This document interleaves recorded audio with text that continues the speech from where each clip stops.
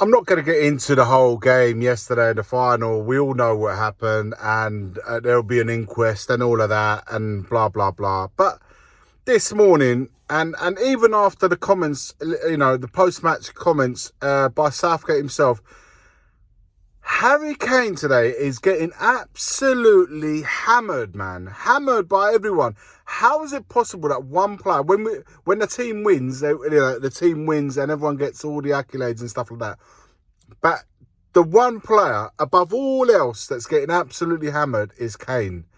A guy that scored 46 goals this season, is best striker in the world. All right, listen, the numbers are fact. The numbers, you cannot lie. They're facts.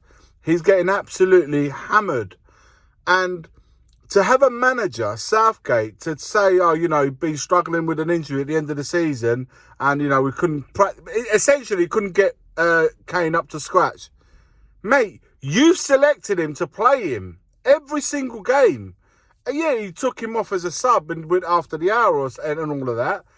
But you've selected to play him when you've got two other fit players in Watkins and Toney. You've selected him.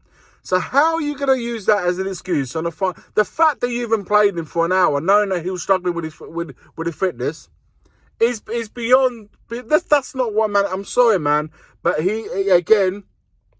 Those comments for me were someone that's resigned to the fact that he's going to be leaving. He's distancing himself from the job. For me to put it all on Kane he said that about Kane, and then now if you go on Twitter right now, and it's an absolute cesspit, and the one player above all, not even above all, the only player that's getting pelleted right now is Harry Kane. That is absolutely wrong. You put Kane, look, you got to look at the context, guys.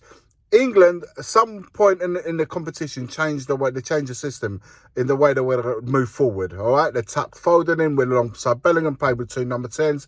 It stifled Kane. So you have to look at the context and say that the way England decided to move on with the way they wanted to play absolutely stifled Kane. It didn't play to Kane's strengths, and that's why he struggled in playing the way he did. Once they changed the system and you realise very quickly it was going to stifle Kane and it weren't going to get the best out of him, on top of him having the injury issues that now we know that he had, he should have picked he should have picked Ollie Watkins or Toney to use him to run in behind, to stretch the defenders, to pull them back, to allow the space to be created, leave the space open for both Bellingham and Foden to utilise. Persisted with Kane, given all the reasons that we've just been speaking, persisting with someone that you stifled him, man.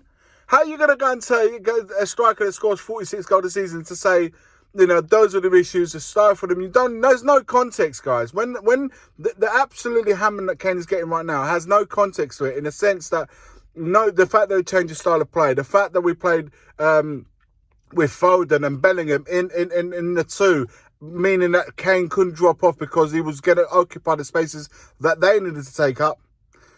I don't understand. Look, from Kane's point of view, he now knows that it's always going to fall on him. Doesn't matter. Every time there's a failure in a team, in this case England, he's going to be he's the jinx, he's the curse, he's this, he's that.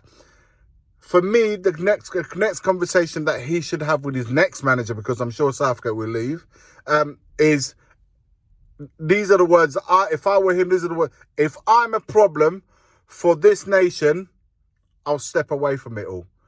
I'll just step away. There's people out there right now writing that Kane should never wear the England shirt again. It should never be it's in the starting lineup ever again. Blah, blah, blah. This is another failure, another final he hasn't turned up to. No goals, this, that, and the other.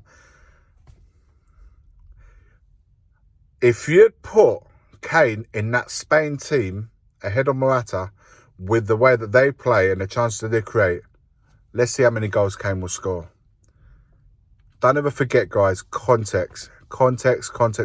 You have to look at the way the team plays, the characteristics that it has, and are you utilising your best players to maximise in the way that you're playing, in the tactic, in the ideology of the way you want to play? Are you utilising your best players, and are you getting the best out of them in that setup?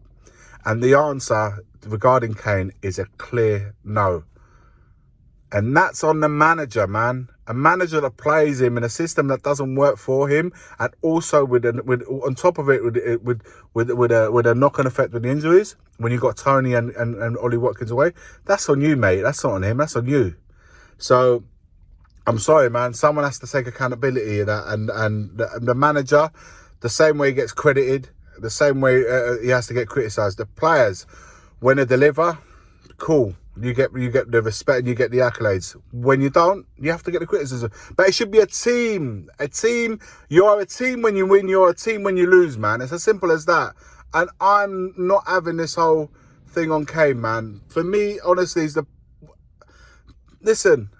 You got to look at him and say, like, how can you use him as I don't get it. I don't get it. I'd have Kane in my team. Honestly, I wish I had someone like Harry Kane playing for Italy. Spain wishes they had a striker like Kane playing for them. There's so many other big nations that you can think of. They would all have Kane playing up front for them. No two ways about it. The only ones that clearly don't want him in their team is England themselves. Go figure, man. Go figure.